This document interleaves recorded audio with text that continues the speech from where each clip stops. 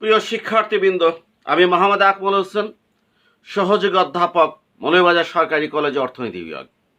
আজকে আমি যে ক্লাসটা নেব সেটা হচ্ছে micro economics in difference curve, অর্থাৎ নিরপেক্ষ রেখার উপর আজকের ক্লাসটা নেব।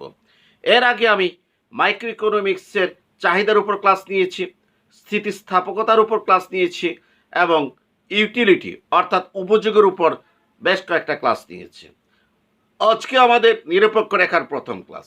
এই ক্লাসটা আমাদের জাতীয় বিশ্ববিদ্যালয়ের অর্থনীতির প্রথম বর্ষ এবং দ্বিতীয় বর্ষ এবং একই সাথে মাস্টার্স প্রিলিমিনারির কাজে আসবে।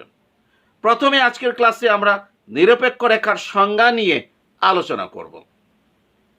আমি এর আগে যখন ম্যাক্রো ইকোনমিক্সের ক্লাস নিয়েছি তখন জিএনপি অথবা জিডিপির সংজ্ঞা দেওয়ার সময় আমি বলেছিলাম যে গুরুত্বপূর্ণ পয়েন্টগুলো মাথার ভিতরে রাখতে হবে, কারণ কোনো একটা সংজ্ঞাতে তার অত্যন্ত গুরুত্বপূর্ণ পয়েন্ট যদি বাদ যায় তাহলে কিন্তু সেটা সংজ্ঞা কিন্তু হবে না। এই জন্য সংজ্ঞা দেওয়ার আগে তার গুরুত্বপূর্ণ পয়েন্টগুলো আমাদেরকে মাথায় রাখতে হবে। নিরপেক্ষ রেখার সংজ্ঞা দেওয়ার পূর্বে আমি বেশ কিছু পয়েন্টের কথা বলছি। 1 নাম্বার, দুটি দ্রব্যের সমন্বয়। 2 নাম্বার, সমান তৃপ্তি। 3 নাম্বার, দুটি দ্রব্যের দাম ও আয় স্থির। অর্থাৎ আমরা যদি নিরপেক্ষ রেখার সংজ্ঞা যদি দিতে চাই তাহলে এই 3টা পয়েন্ট খুব ভালো করে মনে রাখতে হবে। 1, দুটি দ্রব্যের সমন্বয়। 2, সমান তৃপ্তি। 3, দুটি দ্রব্যের দাম ও আয় স্থির। এখন এই 3টা পয়েন্টের ভিত্তিতে আমি নিরপেক্ষ রেখার সংজ্ঞা দেব। এক্ষেত্রে আমার ভাষা আরেকজনের ভাষার ভিতরে শব্দ চয়নের ভিতরে ভিন্নতা থাকতে পারে, কিন্তু এই 3টা পয়েন্ট থাকতে হবে। এখন আমি বলছি, যে রেখার প্রতিটি বিন্দু দুটি দ্রব্যের সমন্বয় প্রকাশ করে, যেখানে প্রতিটি সমন্বয় ভোক্তার সমান তৃপ্তি নির্দেশ করে এবং একই সাথে যেখানে দুটি দ্রব্যের দাম ও আয় স্থির থাকে, সেই রেখাকে নিরপেক্ষ রেখা বলে। আমি আবার বলছি, যে রেখার প্রতিটি বিন্দু দুটি দ্রব্যের সমন্বয় প্রকাশ করে, যেখানে ভোক্তার সমান তৃপ্তি নির্দেশ করে এবং একই সাথে দুটি দ্রব্যের দাম এবং আয় স্থির থাকে, সেই রেখাকে নিরপেক্ষ রেখা বলে। আমি নিরপেক্ষ রেখার যে সংজ্ঞা দিয়েছি, যে ভাষা দিয়েছি, যে শব্দ প্রয়োগ করেছি, সেটা একটু পরিবর্তন করে এখন আমি একটু অন্যভাবে সংজ্ঞা দিচ্ছি। সেটা হচ্ছে, নিরপেক্ষ রেখা হলো বিভিন্ন বিন্দুর সঞ্চারপথ, যেখানে দুটি দ্রব্যের সমন্বয় সমান তৃপ্তি এবং দুটি দ্রব্যের দাম ও আয়ের স্থিরতা নির্দেশ করে। আবার বলছি, নিরপেক্ষ রেখা হচ্ছে বিভিন্ন বিন্দুর সঞ্চারপথ, যেখানে দুটি দ্রব্যের সমন্বয় ভোক্তার সমান তৃপ্তি এবং দুটি দ্রব্যের দাম ও আয়ের স্থিরতা প্রকাশ পায়। তাহলে এই 3টা পয়েন্ট রেখে আমরা বিভিন্নভাবে আমরা নিরপেক্ষ রেখার সংজ্ঞা দিতে পারি। এখন আমি এখানে একটা নিরপেক্ষ রেখা দেখাচ্ছি। ভূমি অক্ষে এক্স দ্রব্য ধরেছি, লম্ব অক্ষে ওয়াই দ্রব্য ধরেছি। এই একটা রেখা অঙ্কন করেছি। এই রেখার ইউয়ান বিন্দুটা এক্স দ্রব্যের ভুক ও x1 এবং ওয়াই দ্রব্যের ভুক ও y1 নির্দেশ করে, সংক্ষেপে x1 y1। E2 বিন্দু এক্স দ্রব্যের ভুক ও x2 এবং ওয়াই দ্রব্যের ভুক ও y2 নির্দেশ করে, সংক্ষেপে x2 y2। E3 বিন্দু এক্স দ্রব্যের ভুক ও x3 এবং ওয়াই দ্রব্যের ভুক E3 x3, এর মানে হচ্ছে ও y3 নির্দেশ করে, সংক্ষেপে x3 y3। তাহলে আমরা কি দেখলাম? আমরা দেখলাম যে এই যে একটা রেখা যার নাম দিয়েছে IC, এটার E1, E2 এবং E3 বিন্দু দুটি দ্রব্য x এবং y এর বিভিন্ন সমন্বয় প্রকাশ করে। এই সমন্বয় প্রকাশ করার কারণে এই রেখাকে কি আমরা নিরপেক্ষ রেখা বলতে পারি? উত্তর হচ্ছে না, কারণ শুধুমাত্র দুটি দ্রব্যের সমন্বয় প্রকাশ করলে একটি রেখাকে নিরপেক্ষ রেখা বলা যাবে না। দুটি দ্রব্য সমন্বয় প্রকাশের পাশাপাশি এই রেখার প্রতিটি বিন্দু যদি সমান তৃপ্তি নির্দেশ করে, অর্থাৎ E1 এর যে তৃপ্তি, E2 এর যে তৃপ্তি, E3 এর যে তৃপ্তি, অর্থাৎ প্রত্যেকটা বিন্দুর তৃপ্তি যদি কি হয়, সমান হয়, তাহলে এই রেখাকে কি বলা যাবে? নিরপেক্ষ রেখা বলা যাবে। এর কারণ হচ্ছে, যদি E1 এবং E2 তৃপ্তি যদি সমান হয় বা E3 তৃপ্তি যদি সমান হয়, তাহলে ভোক্তা কি করবে? প্রত্যেকটা বিন্দুর তৃপ্তি সমান, অর্থাৎ প্রত্যেকটা সমন্বয়ের প্রতি ভোক্তা নিরপেক্ষ থাকবে, কারণ E1-এ যে তৃপ্তি E2-তে একই তৃপ্তি, E3-তে একই তৃপ্তি, অতএব প্রত্যেকটা সমন্বয়ের প্রতিভোক্তা নিরপেক্ষ থাকবে। এই জন্য এই সমস্ত সমন্বয় যোগ করে যে রেখা পাওয়া যায়, এই রেখার প্রত্যেকটা সমন্বয়ের প্রতি যেহেতু ভোক্তা নিরপেক্ষ থাকে, এই জন্য এই রেখার নাম হয়েছে নিরপেক্ষ রেখা। মনে করি E1 বিন্দুতে তৃপ্তি 1000 ইউটিল আমরা বলেছি। এই যে 1000 ইউটিল বলেছি, এটা কিন্তু পরিমাণগত হিসাব না, এটা হচ্ছে পর্যায়গত হিসাব। কারণ নিরপেক্ষ রেখার তত্ত্বে উপযুক্তটা হচ্ছে পর্যায়গত হিসাব। তাহলে এখানে তৃপ্তিটা হচ্ছে 1000 ইউটিল যদি E1 বিন্দুতে হয়, তাহলে E2 বিন্দুতে তৃপ্তি কত হবে? E2 বিন্দুতে তৃপ্তি হবে 1000 ইউটিল। E2 বিন্দুতে তৃপ্তি কত হবে? 1000 ইউটিল। E3 বিন্দুতে তৃপ্তি কত হবে? 1000 ইউটিল। যেহেতু নিরপেক্ষ রেখার প্রত্যেকটা বিন্দুতে তৃপ্তি সমান, এই জন্য E1-এ 1000 ইউটিল বললে E2-তেও 1000 ইউটিল, E3-তেও 1000 ইউটিল তৃপ্তি হবে। আমরা অনেক সময় ভাইভাতে জিজ্ঞেস করি যে নিরপেক্ষ রেখা কি?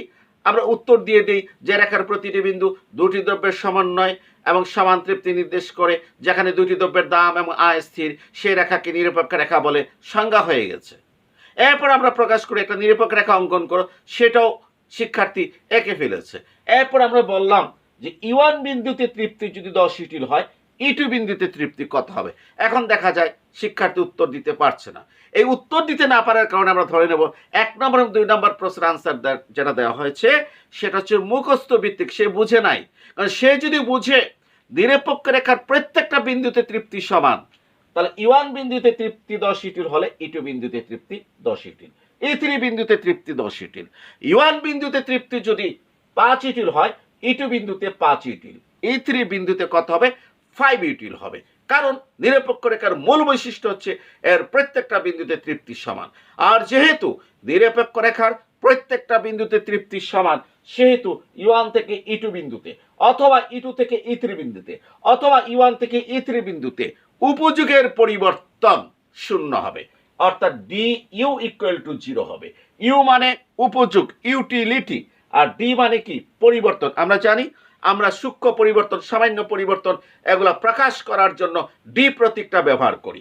তাহলে ডি হচ্ছে পরিবর্তন, DU ইউ এর পরিবর্তন। আর আমাদের অর্থনীতিতে ইউ হচ্ছে মোট উপযোগ অর্থাৎ উপযোগের পরিবর্তন। উপযোগের পরিবর্তন কত হবে? 0 হবে নিরপেক্ষ রেখার প্রত্যেকটা বিন্দুতে। কারণ এখানে যদি উপযোগ 10 ইউটিল হয়, এখানে যদি উপযোগ 10 ইউটিল হয়, তাহলে উপযোগের পরিবর্তনটা কত হচ্ছে? 0 হচ্ছে। এখান থেকে একটা প্রশ্ন সৃষ্টি হতে পারে। সেই প্রশ্নটা কি? সেই প্রশ্নটা হচ্ছে যে E1 থেকে E2 বিন্দুতে x দ্রব্যের ভোগ বেড়েছে। E1-এ x দ্রব্যের ভোগ ছিল OX1, E2-তে x দ্রব্যের ভোগ হচ্ছে OX2। তাহলে কি হচ্ছে? এই যে তীর চিহ্ন দ্বারা দেখাচ্ছি আমরা, x দ্রব্যের ভোগ বেড়েছে। তাহলে E1 থেকে E2 বিন্দুতে যদি x দ্রব্যের ভোগ যদি বাড়ে, তাহলে E1 থেকে E2-তে তৃপ্তি বাড়ার কথা। কারণ একটা দ্রব্যের যদি ভোগ বাড়ে, তাহলে সেই দ্রব্যের কারণে তৃপ্তি বাড়ার কথা। আমরা একমত E1 থেকে E2 বিন্দুতে x দ্রব্যের ভোগ বাড়ার কারণে তৃপ্তি বাড়ার কথা। কিন্তু পাশাপাশি আমাদেরকে দেখতে হবে E1 থেকে E2 বিন্দুতে y দ্রব্যের ভোগ কমে গেছে। কার ভোগ কমে গেছে? আমি তীর চিহ্ন দ্বারা দেখিয়েছি। y দ্রব্যের ভোগ কি হয়ে গেছে? কমে গেছে। আর E1 বিন্দুতে y দ্রব্যের ভোগ ছিল OY1, E2 বিন্দুতে y দ্রব্যের ভোগ হচ্ছে OY2, অর্থাৎ y দ্রব্যের ভোগ কমে গিয়েছে। তাহলে আমরা বলতে পারি E1 থেকে E2 বিন্দুতে y দ্রব্যের ভোগ কমে যাওয়ার কারণে E1 থেকে E2 বিন্দুতে তৃপ্তি কমে যাওয়ার কথা। তাহলে আমরা কি দেখলাম? যে E1 থেকে E2 বিন্দুতে দুটো জিনিস হয়েছে। একটা হচ্ছে x দ্রব্যের ভোগ বেড়েছে, ফলে উপযোগ বাড়ার কথা। 2 নাম্বার হচ্ছে y দ্রব্যের ভোগ কমে গেছে, ফলে উপযোগ কমার কথা। এখন এই বাড়া এবং কমা সমান হওয়ার কারণে,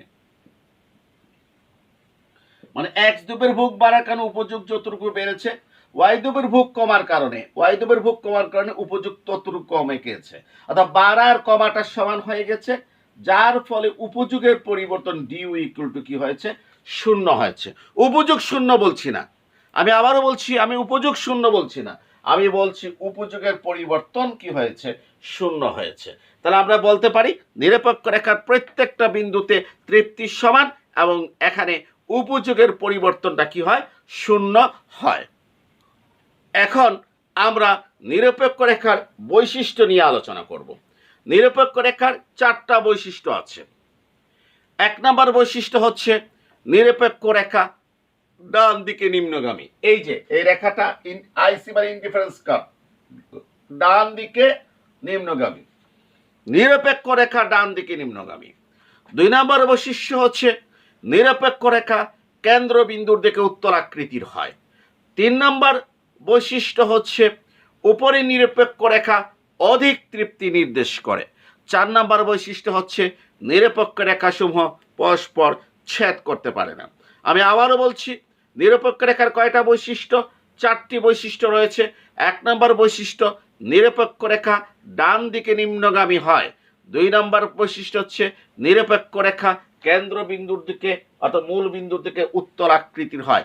আমি এর আগে ম্যাথের ক্লাসে বলেছিলাম যে রেখাটা আকৃতি চাঁদের মতো, মূল বিন্দুর দিকে বা ভূমি অক্ষের দিকে চাঁদের মতো, সেটা হচ্ছে উত্তল আকৃতি, আর যেটা উল্টা চাঁদের মতো সেটা হচ্ছে অবতল আকৃতির। তাহলে এই যে মূল বিন্দু বা কেন্দ্রবিন্দু বা ভূমি অক্ষের দিকে এই রেখাটা কি হচ্ছে? চাঁদের মতো দেখা যাচ্ছে, অথবা রেখাটা হচ্ছে উত্তল আকৃতির। 3 নম্বর বৈশিষ্ট্য হচ্ছে উপরের নিরপেক্ষ রেখা অধিক তৃপ্তি নির্দেশ করে। 4 নম্বর বৈশিষ্ট্য নিরপেক্ষ রেখাসমূহ পরস্পর ছেদ করতে পারে না। এখন এই বৈশিষ্ট্যগুলো আমরা আলোচনা করব। প্রথমে আলোচনা করব নিরপেক্ষ রেখা ডান দিকে নিম্নগামী হয়, এবং আমি এটা এর আগেও বলেছি, কোন রেখা ডান দিকে নিম্নগামী হতে হলে তার স্লোপ ঋণাত্মক হতে হবে। আমরা জানি স্লোপ SLOP স্লোপ প্লাসও হতে পারে, মাইনাস হতে পারে। যে রেখার স্লোপ প্লাস, এই রেখাটা ডান দিকে ঊর্ধ্বগামী হয়, অর্থাৎ যে রেখার স্লোপ ঋণাত্মক হয়, মাইনাস হয়, এই রেখাটা ডান দিকে নিম্নগামী হয়। যেমন আমাদের চাহিদা রেখা ডান দিকে নিম্নগামী হয়, আমাদের প্রান্তিক উপযোগ রেখা ডান দিকে নিম্নগামী হয়। আমাদের চাহিদা রেখা, আমাদের প্রান্তিক উপযোগ রেখা, এদের স্লোপ হচ্ছে মাইনাস, ঋণাত্মক, এই জন্য ডান দিকে নিম্নগামী হয়। অন্যদিকে যে সমস্ত রেখা ডান দিকে ঊর্ধ্বগামী হয় তাদের স্লোপ প্লাস হয়। যেমন আমাদের যুগান রেখা ডান দিকে ঊর্ধ্বগামী হয়, এই জন্য যুগান রেখার স্লোপ হচ্ছে প্লাস, মানে ধনাত্মক। এবং এই ব্যাপারে আমি ইউটিলিটির উপযোগের 2 নম্বর ক্লাসে স্লোপ সম্পর্কে বেশ কিছু আলোচনা করেছিলাম। ইচ্ছে করলে তোমরা সেটা কি করতে পারো, আবার দেখতে পারো। তাহলে নিরপেক্ষ রেখা ডান দিকে নিম্নগামী হয়, এইটা প্রমাণের জন্য আমাকে কি করতে হবে? দেখাতে হবে নিরপেক্ষ রেখার স্লোপ ঋণাত্মক। এবং এর আগে আমি একটা কথা বারবার বলেছি, এই স্লোপটা কি? স্লোপটা হচ্ছে ডি লম্ব অক্ষের চলক বাই ডি কি ভূমি অক্ষের চলক। তো স্লোপটা কি? ডি লম্ব অক্ষের চলক বাই ডি ভূমি অক্ষের চলক। এখন আমরা একটু লক্ষ্য করি, নিরপেক্ষ রেখা অঙ্কনের সময় লম্ব অক্ষে আমরা ওয়াই দ্রব্য ধরেছি, অর্থাৎ ওয়াইটা হচ্ছে লম্ব অক্ষের চলক। তাহলে আমরা কি লিখব? ডি লম্ব অক্ষের চলক কত? ওয়াই। আর ভূমি অক্ষে আমরা কি ধরেছি? এক্স দ্রব্য ধরেছি, অতএব ভূমি অক্ষের চলক হচ্ছে কে? এক্স। তাহলে আমরা ভূমি ডি লেখে ভূমি অক্ষের চলক কি লিখবো? এক্স। তাহলে এই ডি এক্স অফ ওয়াই, এটা হচ্ছে নিরপেক্ষ রেখার slope. D X of Y, এটা কার স্লোপ? এটা নিরপেক্ষ রেখার স্লোপ। এই স্লোপটা যদি আমরা ঋণাত্মক প্রমাণ করতে পারি, তাহলে নিরপেক্ষ রেখা প্রমাণিত হয়ে যাবে ডান দিকে কি নিম্নগামী, যদি এই স্লোপটা যদি আমরা ঋণাত্মক প্রমাণ করতে পারি। তাহলে এখন আমাদের কি করতে হবে? ডি এক্স অফ ওয়াই এর মান বার করতে হবে। কোথা থেকে বার করতে হবে? উপযোগের সমীকরণ থেকে। কোনটা থেকে? উপযোগের সমীকরণ থেকে। দেখি আমরা বের করে দেখি রেজাল্ট কি হয়। আমরা জানি উপযোগ অপেক্ষক ইউ, আমাদের দ্রব্য কয়টা? 2টা। তাহলে আমরা লিখতে পারি utility, it is function of X Y, কারণ আমরা এক্স দ্রব্য আর ওয়াই দ্রব্য ভোগ করছি। তাহলে আমরা কি বলতে পারি? U is function of X Y, অর্থাৎ উপযোগটা এক্স দ্রব্যের ভোগের উপর নির্ভরশীল এবং ওয়াই দ্রব্যের ভোগের উপর নির্ভরশীল। এক্স এর উপর নির্ভরশীল এবং ওয়াই উপর নির্ভরশীল, ওয়াই দ্রব্যের ভোগের উপর নির্ভরশীল। এখন আমরা একটা জিনিস লিখছি, D U equal to del u by del x into dx plus del u by del y into D Y. এখান থেকে আমি এই সমীকরণটা লিখেছি। কে লিখেছি? এটা মোট অন্তরক, du equal to del you by del x into d x plus del you by del y into d y. এটা মোট অন্তরক, এটা গাণিতিক অর্থনীতিতে আমরা করেছি, প্রথম বর্ষে আমরা করেছি। এরপরে আমি একটু ব্যাখ্যা দিচ্ছি। ডিউ হচ্ছে উপযোগের পরিবর্তন,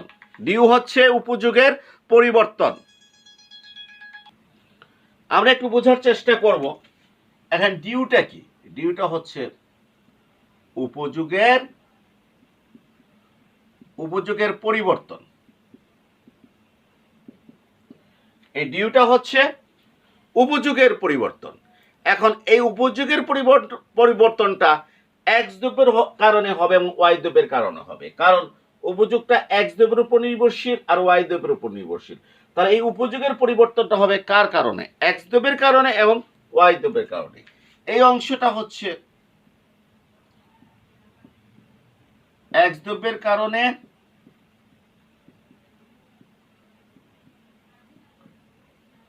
উপযোগের পরিবর্তন,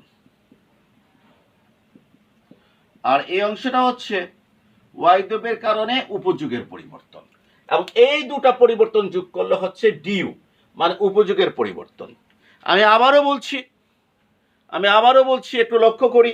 ডিউ হচ্ছে উপযোগের পরিবর্তন। এই যেহেতু উপযোগটা এক্স এবং ওয়াই দ্রব্যের ভোগের উপর কি করে? নির্ভরশীল।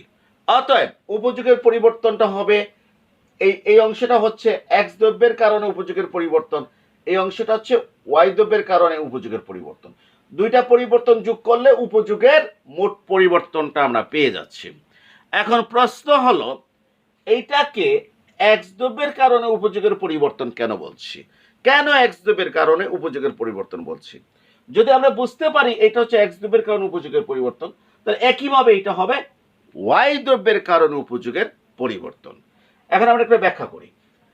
এখানে এর আগে একটু বলে দিচ্ছি এখানে ডেল প্রতীকটা কেন এসেছে।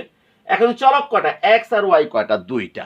এই জন্য অন্তর্কলন করার সময় ইউকে এক্স এর সাপেক্ষে ওয়াই এর সাপেক্ষে যখন অন্তর্কলন করেছি, সেটা আংশিক অন্তর্কলন, ডেল প্রতীক কি হয়েছে?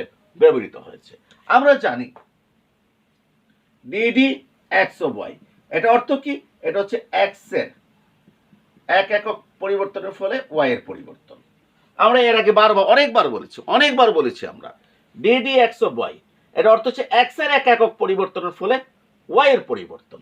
তাহলে এখন আমরা একটু দেখি del you by del X, এটা হচ্ছে এক্স এর এক একক পরিবর্তনের ফলে ইউ মানে উপযোগের পরিবর্তন। আবারও বলছি del you by del X, X এর এক একক পরিবর্তনের ফলে উপযোগের পরিবর্তন। মনে করি এটা হচ্ছে 5। এর অর্থ কি? এর অর্থ হচ্ছে এক্স এর এক একক পরিবর্তনের ফলে উপযোগের পরিবর্তন হচ্ছে 5 একক। আবারও বলছি del you by del X equal to 5, এর অর্থ হচ্ছে এক্স এর এক একক পরিবর্তনের ফলে উপযোগের পরিবর্তন কত? 5 একক। এরপর ডিএক্স, এটা হচ্ছে এক্স এর টোটাল পরিবর্তন। ডিএক্স এক্স এর টোটাল পরিবর্তন, মনে করি টোটাল পরিবর্তন হচ্ছে 10। তাহলে বিষয়টা কি দাঁড়ালো? বিষয়টা দাঁড়ালো এক্স এর এক একক পরিবর্তনের ফলে উপযোগের পরিবর্তন হচ্ছে কত? 5 ইউটিল। আর এক্স এর 10 একক পরিবর্তনের ফলে উপযোগের পরিবর্তন হচ্ছে 5 ইন্টু 10 সমান কত? 50 ইউটিল। আমরা আবার একটু লক্ষ্য করি del you by del X, এটা অর্থ হচ্ছে এক্স এর এক একক পরিবর্তনের ফলে উপযোগের পরিবর্তন 5 ইউটিল, ডিএক্স হচ্ছে এক্স এর টোটাল পরিবর্তন 10 একক। তাহলে এক্স এর এক একক পরিবর্তনের ফলে উপযোগের পরিবর্তন 5 ইউটিল, 10 একক পরিবর্তনের কারণে উপযোগের পরিবর্তন 5 × 10 = 50 ইউটিল। তাহলে এক্স এর কারণে উপযোগের মোট পরিবর্তন কত? 50 ইউটিল। এক্স এর কারণে উপযোগের মোট পরিবর্তন 50 ইউটিল। এটা কিভাবে দেখিয়েছি? এই 5 কি? এই 5টা হচ্ছে del you by del x, আর 10 মানে কি? ডিএক্স। তাহলে এই 50 ইউটিল যে কথা, del you by del x into D X কি? একই কথা। হ্যাঁ, এখানে যদি del you by del X যদি 7 আর এখানে ডিএক্স যদি 8 হতো, তো 7 × 8 কত হতো? 56 ইউটিল। অর্থাৎ এক্স এর কারণে উপযোগের মোট পরিবর্তন যদি পেতে চাই, তাহলে del you by del x কে কি করতে হবে? ডিএক্স দ্বারা গুণ করতে হবে। এর কারণ কি? এর কারণ হচ্ছে যখন আমরা কোনো কিছুর মোট পরিবর্তন বের করতে চাই, সবার আগে এক এককে কতটুকু পরিবর্তন হয়, সব সময় আমাদেরকে এককে যেতে হয়। মনে করি আমি 10 জন শ্রমিকের মজুরি দিতে চাই, মজুরি কত হবে সেটা জানার জন্য প্রথমে আমাকে যেতে হবে একজন শ্রমিকের মজুরি কত। একজন শ্রমিকের মজুরি যদি 400 টাকা হয়, তাহলে 10 জন শ্রমিকের জন্য আমাকে 400 ইন্টু 10, 4000 টাকা মজুরি কি করতে হবে, দিতে হবে। তো টোটাল কত টাকা মজুরি দিব এটা জানতে হলে প্রথমে জানতে হবে একজন শ্রমিকের মজুরি কত আর মোট শ্রমিকের পরিমাণটা কত। ঠিক একইভাবে এক্স এর কারণে উপযোগের পরিবর্তন কত হয়েছে সেটা জানতে হলে আগে আমাকে জানতে হবে এক্স এর এক একক পরিবর্তনের ফলে উপযোগের পরিবর্তন কত হয়েছে। এটাকে এক্স এর টোটাল পরিবর্তন দ্বারা গুণ করতে হবে। অর্থাৎ এটা অর্থ কি, এক্স দ্রব্যের কারণে উপযোগের পরিবর্তন।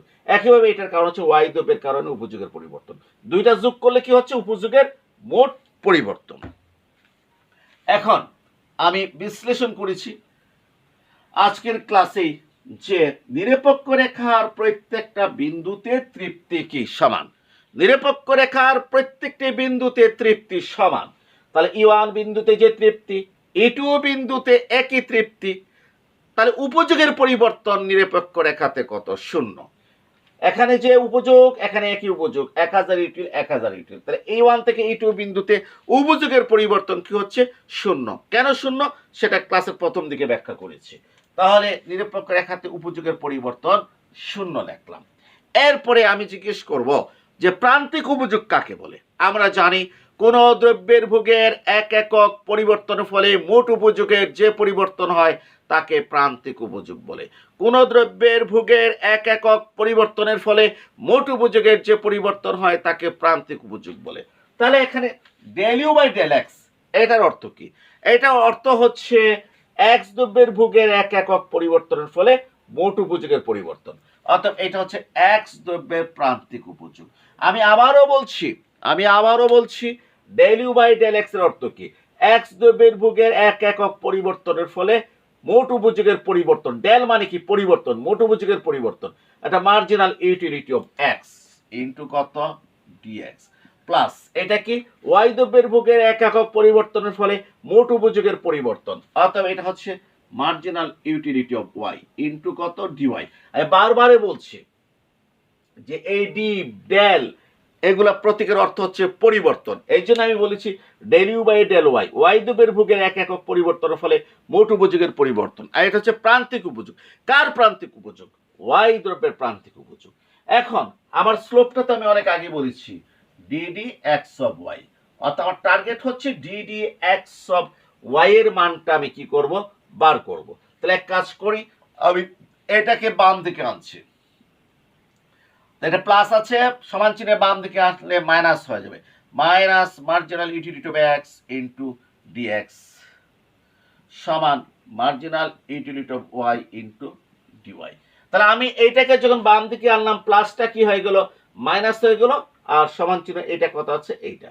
লেখার সময় আমি এক কাজ করি, এইটাকে আগে লিখছি। কোনটাকে? এটাকে আগে লিখছি, আর এইটাকে সমান চিহ্ন এদিকে লিখতেছি, পরে লিখতেছি। সাইড চেঞ্জ করলে, পুরোটা সাইড চেঞ্জ করলে চিহ্নের কোনো পরিবর্তন হবে না, চিহ্নের কোনো পরিবর্তন হবে না। এখানে দুইটা পার্ট ছিল, একটা পার্ট সরিয়ে দিয়েছি, প্লাসটা কি হয়েছে, মাইনাস হয়েছে। এখন আমি এইটাকে এখানে লিখবো আর এইটাকে এখানে লিখবো, এক্ষেত্রে চিহ্নের কোনো কি পরিবর্তন হবে না। তাহলে আমি কি লিখবো, M U y into d y সমান minus M U x into d x. এটাকে এখানে লিখলাম, এটাকে এখানে লিখলাম, পুরো সাইড চেঞ্জ করেছি, এই জন্য চিহ্নের পরিবর্তন হয় নাই। লাস্ট লাইন, সুতরাং এই ডিএক্স কে সমান চিহ্নের বামে নিয়ে আসলাম। এটা ইনটু হিসাবে আছে, কোথায় আছে, লবে আছে, কারণ এর হরে কত আছে, একটা 1 আছে, এটা লবে আছে। তা আমি বলেছি গুণের আকারে থাকলে সমান চিহ্নের সাইড চেঞ্জ করলে, ইনটু থাকলে, গুণের আকারে থাকলে লব কোথায় যায়, হরে যায়, আর হর কোথায় যায়, লবে যায়। তাহলে এটাকে বাম দিকে নিয়ে আসছি, ডিএক্সটা নিচে বসবে। ঠিক একইভাবে এটাকে ডান দিকে নিয়ে গেলে সে এম ইউ এক্স এর কোথায় বসবে, নিচে বসবে, উপরে কত হচ্ছে, M U X dot dot dot dot, কয় নাম্বার, 1 নাম্বার। আমরা নিরপেক্ষ রেখার ঢাল বের করেছি। কি বের করেছি, যে D D X of Y equal minus M U X by M Y. অর্থাৎ নিরপেক্ষ রেখার ঢাল হচ্ছে দুটি দ্রব্যের প্রান্তিক উপযোগের অনুপাত। আবারও বলছি, নিরপেক্ষ রেখার ঢাল হচ্ছে এমইউএক্স বাই এমইউআই, এর মানে হচ্ছে দুটি দ্রব্যের প্রান্তিক উপযোগের কি অনুপাত, এক্স দ্রব্য আর ওয়াই দ্রব্যের প্রান্তিক উপযোগের অনুপাত। আমরা জানি একজন ভোক্তা যদি যুক্তিশীল আচরণ করে, একজন ভোক্তা যদি যুক্তিশীল আচরণ করে, তাহলে তার প্রান্তিক উপযোগ কখনো ঋণাত্মক হবে না, কখনো ঋণাত্মক হবে না। প্রান্তিক উপযোগ অলওয়েজ কি হবে, ধনাত্মক হবে। যেমন এক্স দ্রব্যের প্রান্তিক উপযোগ যদি ঋণাত্মক হয়, মনে করি এমইউএক্স ইকুয়াল টু -5, এর অর্থ হচ্ছে এক্স দ্রব্যের ভোগ বৃদ্ধি করলে ভোক্তার উপযোগ 5 ইউটিল হ্রাস পায়। এখন একজন যুক্তিশীল ভোক্তা কি এমন পরিমাণে এক্স দ্রব্য ভোগ করবে যেখানে তার উপযোগ হ্রাস পায়? নিঃসন্দেহে নয়। একজন যুক্তিশীল ভোক্তা যখন ভোগ করবে তখন কখনই তার প্রান্তিক উপযোগ ঋণাত্মক হবে না। প্রান্তিক উপযোগ অলওয়েজ কি হবে, পজিটিভ হবে। অর্থাৎ M U x it is greater than 0, M U I it is greater than 0। অর্থাৎ এক্স দ্রব্যের প্রান্তিক উপযোগ ধনাত্মক, ওয়াই দ্রব্যের প্রান্তিক উপযোগ ধনাত্মক, মানে এমইউএক্স এর চিহ্নটা প্লাস, এমইউআই চিহ্নটা কি প্লাস। ধনাত্মক মানে কি, এখানে আপনি এমইউএক্স এর মান +5 ইউটিল, +7 ইউটিল, +9 ইউটিল বসানো যাবে, কখনো -4 ইউটিল বসানো যাবে না। যেহেতু ভোক্তা যুক্তিশীল আচরণ করে সেহেতু এমইউএক্স গ্রেটার দেন 0, এমইউআই গ্রেটার দেন 0।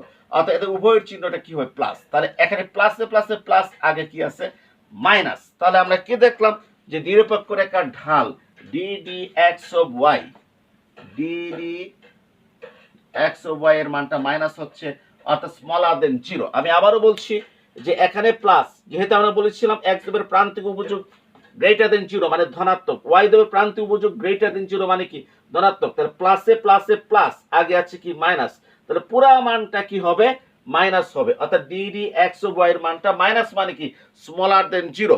যেহেতু স্লোপ ঋণাত্মক, স্মলার দেন 0 মানে কি, স্লোপ ঋণাত্মক। কারণ আমরা যদি একটা স্কেল যদি করি, এই যে এখানে 0, তাহলে এখানে সমস্ত মাইনাস মান, এখানে সমস্ত প্লাস মান, তো 0-র চেয়ে ছোট এদিক দিয়ে মান তো মাইনাস। তাহলে স্মলার দেন 0 মানে কি, যে নিরপেক্ষ রেখার স্লোপ হচ্ছে ঋণাত্মক, এর মানে নিরপেক্ষ রেখার ডান দিকে নিম্নগামী হয়। তাহলে আমাদের প্রথম বৈশিষ্ট্যটা কি হলো, প্রমাণিত হলো।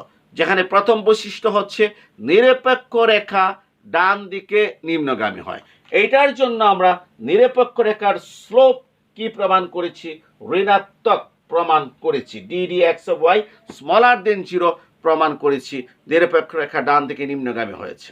এখানে আমাকে একটা বিকল্প প্রশ্ন করতে পারে, সেটা হচ্ছে দেখাও যে নিরপেক্ষ রেখার ঢাল দুইটি দ্রব্যের প্রান্তিক উপযোগের অনুপাত নির্দেশ করে।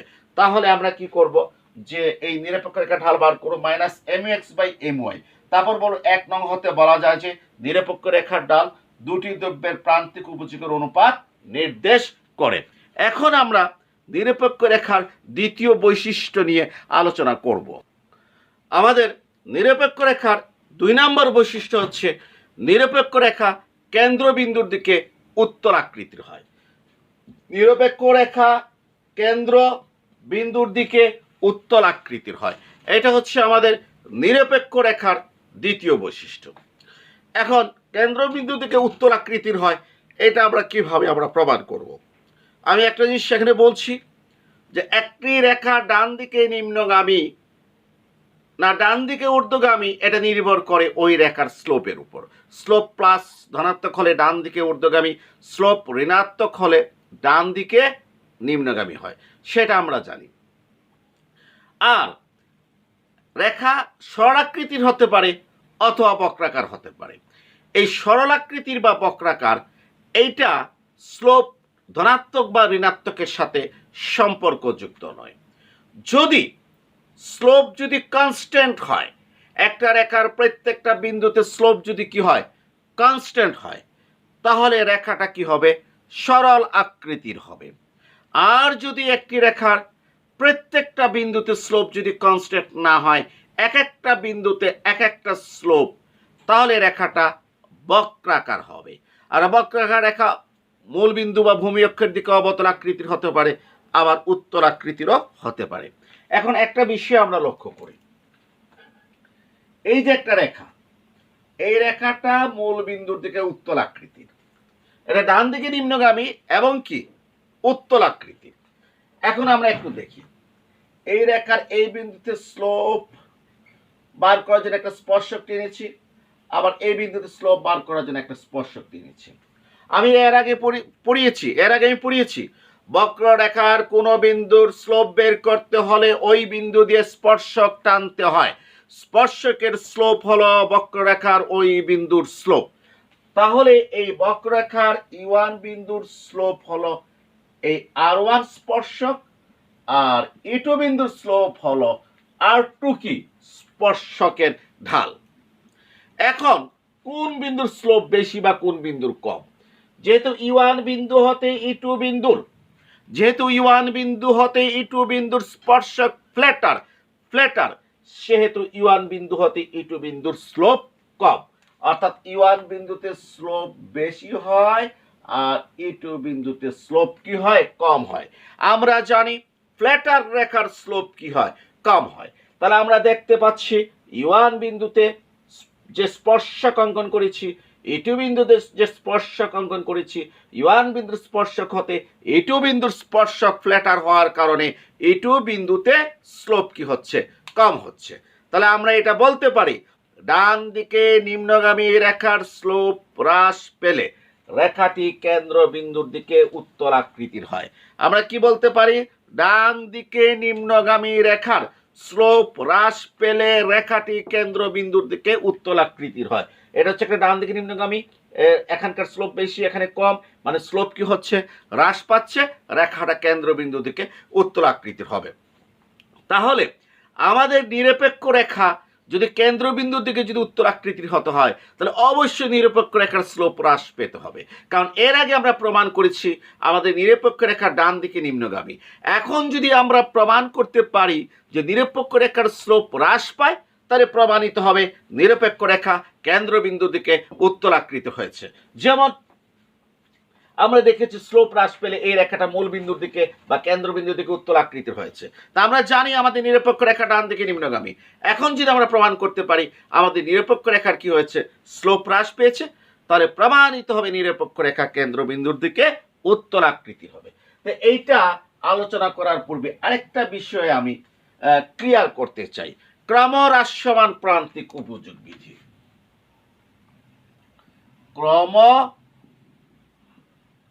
হ্রাসমান প্রান্তিক উপযোগ বিধি।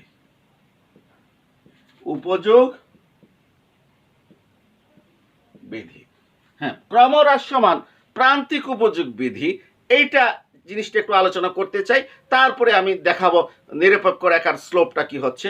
হ্রাস পাচ্ছে। ক্রমহ্রাসমান প্রান্তিক উপযোগ বিধি কি? ক্রমহ্রাসমান প্রান্তিক উপযোগ হচ্ছে কোন দ্রব্যের ভোগ বৃদ্ধি পেলে, মানে এক্স দ্রব্যের ভোগ যদি কি হয়?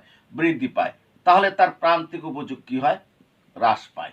এটা হচ্ছে ক্রমহ্রাসমান প্রান্তিক উপযোগ বিধি। অথবা এক্স দ্রব্যের ভোগ কি হয়ে গেছে? কমে গেছে, তাহলে প্রান্তিক উপযোগ কি হয়? বাড়বে। এটা হচ্ছে ক্রমহ্রাসমান প্রান্তিক উপযোগ বিধি। আমি আবারও বলছি, কোন দ্রব্যের ভোগ বৃদ্ধি পেলে যদি প্রান্তিক উপযোগ হ্রাস পায়, অথবা ভোগ হ্রাস পেলে যদি প্রান্তিক উপযোগ যদি বৃদ্ধি পায়, তাহলে সেটাকে বলা হয় ক্রমহ্রাসমান প্রান্তিক উপযোগ বিধি।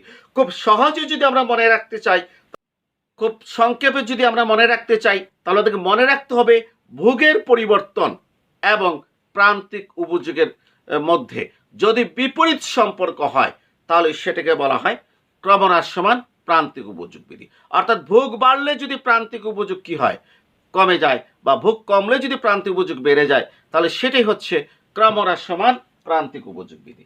তো এখন আমরা বিষয়টা একটু আলোচনা করে দেখি কি হতে পারে নিরপেক্ষ রেখার স্লোপ। আমরা জানি এদিকে এক্স দ্রব্য ধরেছি, এদিকে ওয়াই দ্রব্য ধরেছি, এই হচ্ছে একটা নিরপেক্ষ রেখা। আমরা জানি E1 বিন্দু থেকে যদি আমরা কোথায় যাই? E2 বিন্দুতে যাই, তাহলে ওয়াই দ্রব্যের ভোগটা কি হয়ে যাচ্ছে? কমে যাচ্ছে। আর এক্স দ্রব্য ভোগ OX1 থেকে বৃদ্ধি পেয়ে কত হয়েছে? OX2। অর্থাৎ এক্স দ্রব্যের ভোগটা কি হচ্ছে? বৃদ্ধি পাচ্ছে। অর্থাৎ নিরপেক্ষ রেখার ডান দিকে গেলে এক্স দ্রব্যের ভোগ কি হয়? বাড়ে, ওয়াই দ্রব্যের ভোগ কমে। আমরা জানি নিরপেক্ষ রেখার ঢাল ddx of y equal to minus mu x by mu y। এখন আমরা জানি নিরপেক্ষ রেখার যখন আমরা E1 থেকে E2 বিন্দুতে যাব, তাহলে x দ্রব্যের ভোগ কি হচ্ছে? বাড়ছে। কার ভোগ বাড়ছে? x দ্রব্যের ভোগ বাড়ছে। তাহলে এই E1 থেকে E2 বিন্দুতে x দ্রব্যের ভোগ বাড়ছে। তাহলে ক্রমহ্রাসমান প্রান্তিক উপযোগ বিধি অনুযায়ী x দ্রব্যের ভোগ কি হবে? কমবে। x দ্রব্যের ভোগ x দ্রব্যের প্রান্তিক উপযোগ কমবে। আমি ভুল বলেছি, যে আমরা দেখছি E1 থেকে E2 বিন্দুতে x দ্রব্যের ভোগ বাড়ছে, এই যে x দ্রব্যের ভোগ বাড়ছে। তাহলে ক্রমহ্রাসমান প্রান্তিক উপযোগ বিধি অনুযায়ী x দ্রব্যের প্রান্তিক উপযোগ কমবে। এর মানে লবটা কমে যাবে। কে কমে যাবে? লব কমে যাবে। এরপর আমরা দেখি যে E1 থেকে E2 বিন্দুতে y দ্রব্যের ভোগ কমছে। কার ভোগ কমছে? y দ্রব্যের ভোগ কমছে। ক্রমহ্রাসমান প্রান্তিক উপযোগ বিধি অনুযায়ী y দ্রব্যের ভোগ কমলে y দ্রব্যের প্রান্তিক উপযোগ বাড়বে। y দ্রব্যের প্রান্তিক উপযোগ বাড়বে, মানে এটা কি হবে? বাড়বে। তাহলে আমরা কি দেখছি? আমরা দেখছি যে আমরা নিরপেক্ষ রেখার E1 থেকে যদি E2 বিন্দুতে আসি, তাহলে লব মানে mx এর মানটা কি হচ্ছে? কমছে। আর হর mu এর মানটা কি হচ্ছে? বাড়ছে। আমরা জানি একটা ভগ্নাংশের মান কমে যায় লব কমে গেলে, আবার কমে যায় হর বেড়ে গেলে। একটা ভগ্নাংশের মান কমার দুটি কারণ। কয়টা কারণ? দুটি কারণ। একটা কারণ হচ্ছে লব যদি কমে যায়, এই যে 10 30 কত? 3, 10 20 কত? 2। অর্থাৎ লব যদি কি হয়? কমে যায়, তাহলে ভগ্নাংশ মান 3 থেকে 2, মানে মান কমে যাবে। তাহলে আমার এখানে লব কি হচ্ছে? x দ্রব্য প্রান্তিক উপযোগ কমছে, তাহলে এই রেজাল্টের মানটা কি হবে? কমবে। আরেকটা কারণ হচ্ছে যদি হর বাড়ে, কারণ বেশি সংখ্যা দ্বারা যদি কি করে ভাগ করি, ভগ্নাংশের মানটা কি হয়ে যাবে? কমে যাবে। তাহলে আমরা কি দেখলাম? আমরা দেখলাম E1 থেকে E2 বিন্দুতে গেলে x দ্রব্যের ভোগ বাড়ে। x দ্রব্যের ভোগ বাড়লে ক্রমহ্রাসমান প্রান্তিক উপযোগ বিধি অনুযায়ী x দ্রব্যের প্রান্তিক উপযোগটা হ্রাস পায়, এটা কমবে।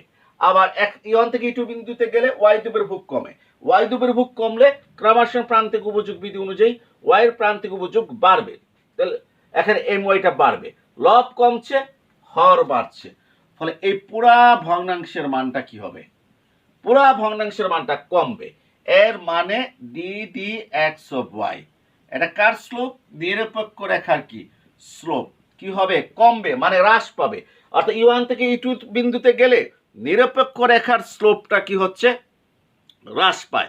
অর্থাৎ নিরপেক্ষ রেখা কেন্দ্র বিন্দুর দিকে উত্তল আকৃতির হয়। নিরপেক্ষ রেখা কেন্দ্র বিন্দুর দিকে উত্তল আকৃতির হয়। আমরা কি দেখলাম? E1 থেকে E2 বিন্দুতে গেলে নিরপেক্ষ রেখার স্লোপ কি হয়? হ্রাস পায়। অর্থাৎ নিরপেক্ষ রেখা কেন্দ্র বিন্দুর দিকে উত্তল আকৃতির হয়।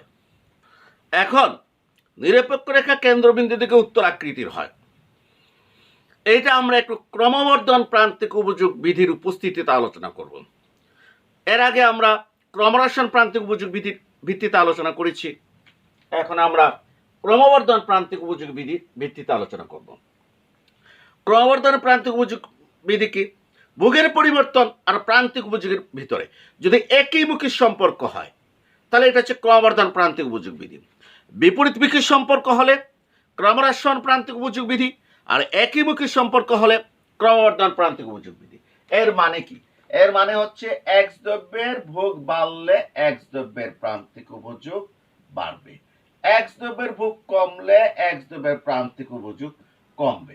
অর্থাৎ ভোগ বাড়লে প্রান্তিক উপযোগ বাড়বে, ভোগ কমলে প্রান্তিক উপযোগ কমবে। বাড়লে বাড়ে, কমলে কমে, একইমুখী সম্পর্ক যদি হয়, তাহলে সেটাকে বলা হয় ক্রমবর্ধন প্রান্তিক উপযোগ বিধি। এখন আমরা ধরে নিচ্ছি যে আমাদের x দ্রব্যের, আমরা কি ধরে নিচ্ছি? আমরা ধরে নিচ্ছি আমাদের x দ্রব্যের এটা হচ্ছে ক্রমবর্ধমান। কার? x দ্রব্যের প্রান্তিক উপযোগ হচ্ছে ক্রমবর্ধমান, আর ওয়াইটা আমরা ধরে নিচ্ছি প্রান্তিক উপযোগ ক্রমহ্রাসমান। অর্থাৎ ওয়াই x দ্রব্যের প্রান্তিক উপযোগ আমরা কি ধরেছি? ক্রমবর্ধমান। আর ওয়াই দ্রব্যের প্রান্তিক উপযোগ ধরেছি আমরা ক্রমহ্রাসমান। অর্থাৎ একটা ক্রমবর্ধমান আর একটা ক্রমহ্রাসমান। আমরা জানি নিরপেক্ষ রেখাটা হচ্ছে mu(x) বাই mu(y). এখন ধরে আমরা E1 থেকে E2 বিন্দুতে গেলে x দ্রব্যের ভোগ বাড়বে। তাহলে x দ্রব্যের ভোগ যদি বাড়ে, তাহলে x দ্রব্যের প্রান্তিক উপযোগ বাড়বে। অর্থাৎ কে বাড়বে? লব বাড়বে। কে বাড়বে? লব বাড়বে। এখানে আবার অনেকে মনে প্রশ্ন জাগতে পারে, স্যার তো একটু আগে বললো এক্স দ্রব্যের ভোগ বাড়লে এক্স দ্রব্যের প্রান্তিক উপযোগ কমে, তা এখন বাড়ার কথা কেন বলছি? একটু খেয়াল রাখতে হবে কেন বাড়ার কথা বলছি। আবার এর আগে আলোচনাটা ছিল এক্স এবং ওয়াই উভয় দ্রব্যের প্রান্তিক উপযোগ ক্রমহ্রাস সমান, আর এখন বলছি আমি এক্স দ্রব্যের প্রান্তিক উপযোগ ক্রমবর্ধমান, ওয়াই দ্রব্যের প্রান্তিক উপযোগ ক্রমহ্রাস সমান। একটা ক্রমবর্ধমান আর একটা কি ক্রমহ্রাস সমান। তাহলে ইউ1 থেকে ই2 বিন্দুতে এক্স দ্রব্যের ভোগ বাড়লে এক্স দ্রব্যের ভোগ বেড়েছে, যেহেতু এক্স দ্রব্যের প্রান্তিক উপযোগ ক্রমবর্ধমান, অর্থাৎ এক্স দ্রব্যের ভোগ বাড়লে তার প্রান্তিক উপযোগটা বাড়বে। আমরা এর আগে বলেছিলাম এক্স দ্রব্যের প্রান্তিক উপযোগ ক্রমহ্রাস সমান, এই জন্য বলেছিলাম এক্স দ্রব্যের ভোগ বাড়লে এক্স দ্রব্যের প্রান্তিক উপযোগ হ্রাস পাবে। এখন আমি ক্রমবর্ধন বলছি, এই জন্য বলছি এক্স দ্রব্যের প্রান্তিক উপযোগ বাড়বে, এই যে বাড়বে। আচ্ছা, পাশাপাশি নিরপেক্ষ রেখাতে এক্স দ্রব্যের ভোগ বাড়লে ইউ1 থেকে ই2 তে ওয়াই দ্রব্যের ভোগ কি হয়ে যাচ্ছে? কমে যাচ্ছে। ওয়াই দ্রব্যের ভোগটা এই যে কমে যাচ্ছে, তাহলে ওয়াই দ্রব্যের ভোগ কমে যাচ্ছে। এখন ওয়াই দ্রব্যের প্রান্তিক উপযোগ আমরা কি ধরেছি? ওয়াই দ্রব্যের প্রান্তিক উপযোগ ক্রমহ্রাস সমান। তা ক্রমহ্রাস সমান যদি হয় তাহলে ভোগ বাড়লে প্রান্তিক উপযোগ ওয়াই দ্রব্যের কি হবে? বাড়বে। তাহলে হর কি হবে? বাড়বে, হর বাড়বে। আসলে আমরা যদি যে কনসেপ্ট যদি আমাদের ক্লিয়ার থাকে তাহলে আমাদের মুখস্থ বিদ্যার প্রয়োজন নাই।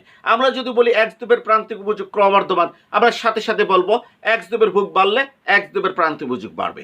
আমরা যদি বলি এক্স দ্রব্যের প্রান্তিক উপযোগ ক্রমহ্রাস সমান, আমরা সাথে সাথে বলবো এক্স দ্রব্যের ভোগ বাড়লে এক্স দ্রব্যের প্রান্তিক উপযোগ কি হয়ে যাবে?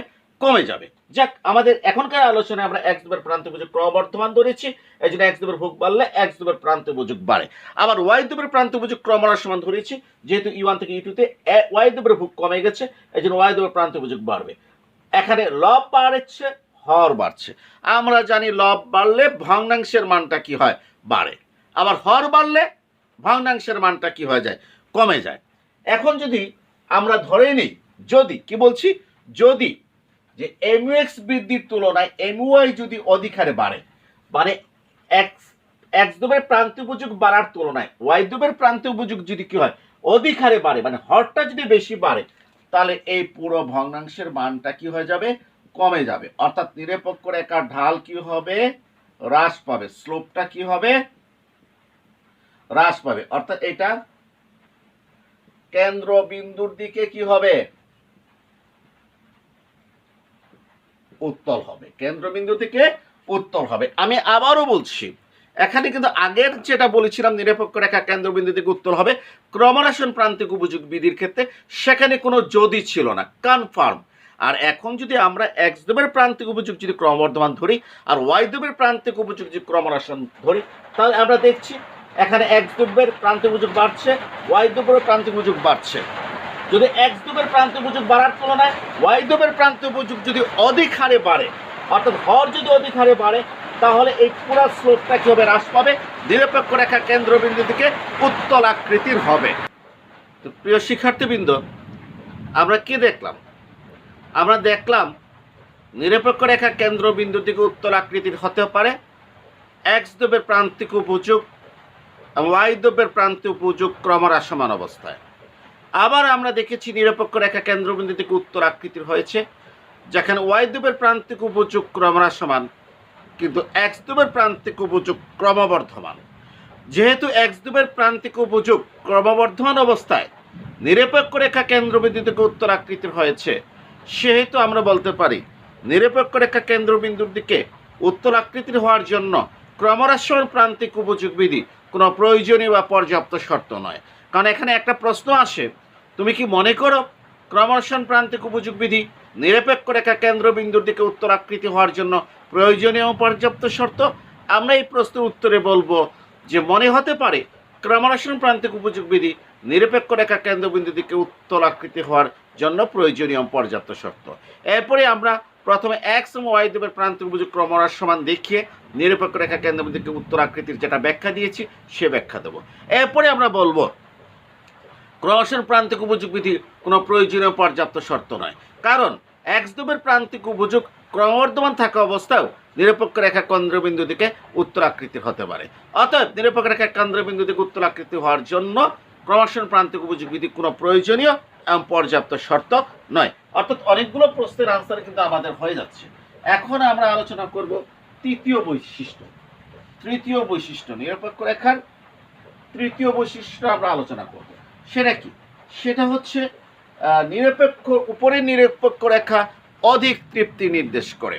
3 নম্বর বৈশিষ্ট্য কি? 3 নম্বর বৈশিষ্ট্য হচ্ছে উপরের নিরপেক্ষ রেখা, উপরের নিরপেক্ষ রেখা অধিক তৃপ্তি কি করে নির্দেশ করে? উপরের নিরপেক্ষ রেখা অধিক তৃপ্তি নির্দেশ করে। এই বৈশিষ্ট্যটা একেবারেই কি সহজ, আমি প্রমাণ করে দেখাচ্ছি। উপরের নিরপেক্ষ রেখা অধিক তৃপ্তি নির্দেশ করে। এদিকে এক্স দ্রব্য ধরেছি, লম্বকে ওয়াই দ্রব্য ধরেছি, এই হচ্ছে একটা নিরপেক্ষ রেখা IC1। এটার উপরে আরেকটা নিরপেক্ষ রেখা আমি আঁকলাম IC2। এখন IC1 নিরপেক্ষ রেখায় E1 বিন্দুতে এক্স দ্রব্যের ভোগের পরিমাণ OX1, ওয়াই দ্রব্য ভোগের পরিমাণ কত? OY1। এখন E2 বিন্দুতে, উপরের নিরপেক্ষ রেখার E2 বিন্দুতে এক্স দ্রব্যের ভোগের পরিমাণ হচ্ছে OX2, ওয়াই দ্রব্য ভোগের পরিমাণ হচ্ছে OY2। আমরা কি দেখলাম? আমরা দেখলাম IC1 নিরপেক্ষ রেখার উপরের নিরপেক্ষ রেখা IC2 তে, অর্থাৎ E1 থেকে E2 বিন্দুতে এক্স দ্রব্যর ভোগ বেশি, ওয়াই দ্রব্যর ভোগ কি বেশি। অতএব অত্যন্ত সহজভাবে আমরা বলতে পারি E1 থেকে E2 বিন্দুর তৃপ্তি বেশি, E1 থেকে E2 বিন্দুর তৃপ্তি বেশি, অর্থাৎ তৃপ্তির দৃষ্টিকোণ হতে E2 গ্রেটার দেন E1। অতএব আমরা বলতে পারি উপরের নিরপেক্ষ রেখা যেহেতু দুটো দ্রব্যের সমন্বয়ে অধিক পরিমাণ নির্দেশ করে, সেহেতু উপরের নিরপেক্ষ রেখা অধিক তৃপ্তি নির্দেশ করে। আমাদের 4 নম্বর বৈশিষ্ট্য হচ্ছে নিরপেক্ষ রেখা সমূহ পরস্পর ছেদ করতে পারে না। অর্থাৎ 4 নম্বর বৈশিষ্ট্য কি হবে? 4 নম্বর বৈশিষ্ট্য হচ্ছে নিরপেক্ষ রেখা সমূহ পরস্পর ছেদ করতে পারে না। এটা হচ্ছে 4 নম্বর বৈশিষ্ট্য, নিরপেক্ষ রেখা পরস্পর ছেদ করতে পারে না। আমরা দেখি নিরপেক্ষ রেখা পরস্পর ছেদ করতে পারে কিনা। আমরা প্রথমে দুটো নিরপেক্ষ রেখা নিলাম, এ হচ্ছে IC1 একটা নিরপেক্ষ রেখা, এ হচ্ছে IC2 আর একটা নিরপেক্ষ রেখা। আর দুটো নিরপেক্ষ রেখা পরস্পর E0 বিন্দুতে কি করেছে? ছেদ করেছে। দুটো নিরপেক্ষ রেখা পরস্পর কোথায় ছেদ করেছে? E0 বিন্দুতে ছেদ করেছে। এখন যদি আমরা দেখি দুটো নিরপেক্ষ রেখা E0 বিন্দুতে ছেদ করায় সমস্যা সৃষ্টি হয়েছে, তাহলে আমরা বলবো দুটো নিরপেক্ষ রেখা কোনো বিন্দুতে পরস্পর ছেদ করতে পারে না। আর যদি আমরা দেখি দুটো নিরপেক্ষ রেখা E0 বিন্দুতে ছেদ করার কারণে কোনো ধরনের সমস্যা সৃষ্টি হয় নাই, কোনো বিধি বা আইনের লঙ্ঘন ঘটে নাই, তাহলে আমরা বলবো দুটো নিরপেক্ষ রেখা পরস্পর ছেদ করতে পারে। এখন আমরা দেখব E0 বিন্দু কোনো সমস্যা সৃষ্টি করছে অথবা করছে না। আমরা এখানে E1 একটা বিন্দু নিলাম IC1 নিরপেক্ষ রেখায়, আর E2 একটা বিন্দু নিলাম IC2 নিরপেক্ষ রেখায়। এখন আমরা বলতে পারি 1 নাম্বার যে E0 এবং E1 IC1 নিরপেক্ষ রেখায় অবস্থিত। অতএব the consumer is indifference between E0 and E1, অর্থাৎ ভোক্তা E0 এবং E1 এর প্রতি কি থাকবে? নিরপেক্ষ থাকবে। কেন নিরপেক্ষ থাকবে? এটার উত্তর হচ্ছে E0 এবং E1 IC1 নিরপেক্ষ রেখায় অবস্থিত। আর আমরা জানি একই নিরপেক্ষ রেখার প্রত্যেকটা বিন্দুতে তৃপ্তি সমান, অতএব E0 এবং E1 এর তৃপ্তি সমান। অতএব E0 এবং E1 এর ভোক্তা নিরপেক্ষ থাকবে। এটা হচ্ছে নিরপেক্ষ থাকার চিহ্ন, ভোক্তা E0 এবং E1 এর মধ্যে নিরপেক্ষ থাকবে। 2 নাম্বারটা আমরা দেখি E0 এবং E2 IC2 নিরপেক্ষ রেখায় অবস্থিত। একই নিরপেক্ষ রেখায় অবস্থিত হওয়ার কারণে আমরা বলতে পারি ভোক্তা E0 ও E2 মধ্যে কি থাকবে? নিরপেক্ষ থাকবে। এখন যে এই 1 নাম্বার এবং 2 নাম্বার সিদ্ধান্ত এসেছে নিরপেক্ষ রেখা পরস্পর E0 বিন্দুতে ছেদ করার কারণে, আমি আবারও দৃষ্টি আকর্ষণ করেছি 1 নাম্বার এবং 2 নাম্বার সিদ্ধান্ত এসেছে নিরপেক্ষ রেখা E0 বিন্দুতে ছেদ করার কারণে। কারণ E0 বিন্দুতে IC1 IC2 নিরপেক্ষ রেখা ছেদ করার কারণে E0 এর সাথে E1 এর সম্পর্ক পেয়েছি, E0 এর সাথে E2 এর সম্পর্ক পেয়েছি, এবং আমরা দেখেছি E0 এবং E1 এর তৃপ্তি সমান, E0 এবং E2 এর তৃপ্তি সমান। এই 1 এবং 2 হতে আমরা বলতে পারি যে E1 এবং E2 এর তৃপ্তি সমান। কার? E1 এবং E2, অর্থাৎ এই E1 এবং E2 এর তৃপ্তি কি সমান? E1 এবং E2 এর কি সমান? তৃপ্তি সমান। এই যে আমরা বললাম E1 এবং E2 এর তৃপ্তি সমান, কিভাবে বলেছি? আমরা ওই যে নিরপেক্ষ রেখা ইনট বিন্দুতে সেট করেছে, এই সেট করার থেকে আমরা বলেছি ইনট আর ইওয়ানের তৃপ্তি সমান, ইনট আর ইটুর কি তৃপ্তি সমান, ফলে ইওয়ান এবং ইটুর তৃপ্তি সমান। কিন্তু বাস্তবে ইওয়ান এবং ইটুর তৃপ্তি সমান নয়। আবার বলছি, বাস্তবে ইওয়ান এবং ইটুর তৃপ্তি সমান নয়। কারণ একটু আগে আমরা নিরপেক্ষ রেখার 3 নম্বর বৈশিষ্ট্য আলোচনা করেছি। সেই 3 নম্বর বৈশিষ্ট্য আমরা বলেছি উপরে নিরপেক্ষ রেখা অধিক তৃপ্তি নির্দেশ করে। এখানে IC2 নিরপেক্ষ রেখাটা IC1 এর উপরে অবস্থিত, অর্থাৎ E1 বিন্দুর উপরে E2 বিন্দু অবস্থিত, অর্থাৎ ডেফিনেটলি বাস্তবে E2 বিন্দুর তৃপ্তি কার চেয়ে বেশি? E1 এর। অর্থাৎ E1 হতে E2 এর তৃপ্তিটা কি বাস্তবে বেশি, কারণ আমরা E1 বিন্দুতে x আর y দ্রব্যের যে পরিমাণ ভোগ আছে, E2 বিন্দুতে x দ্রব্যের ভোগ বেশি, y দ্রব্যের ভোগ বেশি। বাস্তবে E1 হতে E2 এর কল্যাণ বা তৃপ্তির পরিমাণটা বেশি হয়। কিন্তু আমি যদি বলি নিরপেক্ষ রেখা কোনো বিন্দুতে ছেদ করে, এই তত্ত্বে যদি আমি বিশ্বাসী হই, তাহলে আমাকে বলতে হবে E1 এবং E2 এর তৃপ্তি সমান। কিন্তু বাস্তবে দেখেছি আমরা E2 এর তৃপ্তি বেশি। তাহলে আমরা কি বলতে পারি? আমরা বলতে পারি নিরপেক্ষ রেখা কোনো বিন্দুতে ছেদ করে। এই নীতিতে যদি আমরা বিশ্বাসী হই, তাহলে আমরা একটা ভুল সিদ্ধান্তে, রং সিদ্ধান্তে উপনীত হই, সেটা হচ্ছে E1 এবং E2 তৃপ্তি কি সমান, কিন্তু বাস্তবে এদের তৃপ্তি সমান নয়। অতএব আমরা বলতে পারি নিরপেক্ষ রেখা কোনো বিন্দুতে ছেদ করতে পারে না, নিরপেক্ষ রেখা কোনো বিন্দুতে ছেদ করতে পারে না। তাহলে আজকের আলোচনায় আমরা নিরপেক্ষ রেখার 4টা বৈশিষ্ট্য আলোচনা করেছি। আমরা নিরপেক্ষ রেখা ডান দিকে নিম্নগামী আলোচনা করেছি, আমরা নিরপেক্ষ রেখা কেন্দ্রবিন্দু থেকে উত্তর আকৃতির আলোচনা করেছি, আমরা আলোচনা করেছি উপরে নিরপেক্ষ রেখা অধিক তৃপ্তি নির্দেশ করে, আমরা আলোচনা করেছি নিরপেক্ষ রেখা সমূহ পরস্পর ছেদ করতে পারে না, আমরা আলোচনা করেছি। এখন এখান থেকে অনেক প্রশ্ন আসতে পারে, আমাকে বলতে পারে যে নিরপেক্ষ রেখার আকৃতি ব্যাখ্যা করো। আমি আবার বলছি, আমাকে বলতে পারে নিরপেক্ষ রেখার আকৃতি ব্যাখ্যা করো। তাহলে আমরা বলবো নিরপেক্ষ রেখা ডান দিকে নিম্নগামী এবং কেন্দ্রবিন্দুর দিকে উত্তল আকৃতির হয়। তাহলে আমাকে প্রথম আর দ্বিতীয় বৈশিষ্ট্যটা ব্যাখ্যা করতে হবে। নিরপেক্ষ রেখার আকৃতি ব্যাখ্যা করো, আমরা কি আনসার দেব? নিরপেক্ষ রেখা ডান দিকে নিম্নগামী এবং কেন্দ্রবিন্দুর দিকে উত্তল আকৃতির হয়। অর্থাৎ আমরা প্রথম এবং দ্বিতীয় বৈশিষ্ট্যটা ব্যাখ্যা দেব। আমাদেরকে প্রশ্ন করতে পারে, দেখাও যে উপরে নিরপেক্ষ রেখা অধিক তৃপ্তি নির্দেশ করে এবং নিরপেক্ষ রেখার সমূহ পরস্পর ছেদ করতে পারে না। আমরা 3 নম্বর এবং 4 নম্বর বৈশিষ্ট্য কি করব? ব্যাখ্যা দেব। আমাদেরকে বলতে পারে, দেখাও যে নিরপেক্ষ রেখা ডান দিকে নিম্নগামী এবং কেন্দ্রবিন্দু থেকে উত্তল আকৃতির হয়। আমরা 1 নম্বর আর 2 নম্বর বৈশিষ্ট্যের ব্যাখ্যা দেব। আমাদেরকে প্রশ্ন করতে পারে, দেখাও যে নিরপেক্ষ রেখার ঢাল দুটি দ্রব্যের প্রান্তিক উপযোগের অনুপাত।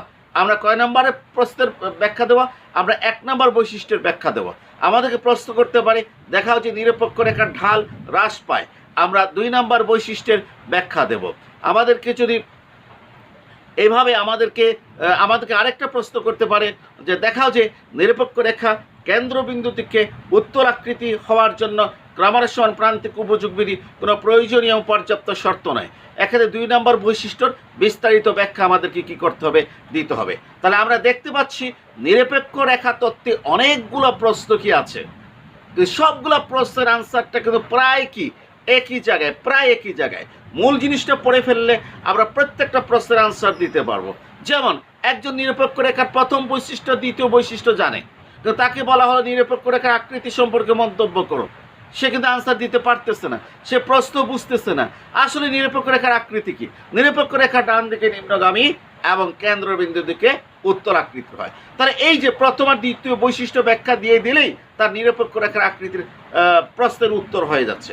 এইভাবে দেখা যায় যে পরীক্ষার হলে আমাদের যে আমরা অনেক প্রশ্নের আনসার দিতে পারি না, আসলে উত্তর আমাদের জানা আছে কিন্তু প্রশ্ন কিন্তু আমাদের কি জানা নাই, প্রশ্ন আমরা বুঝি না।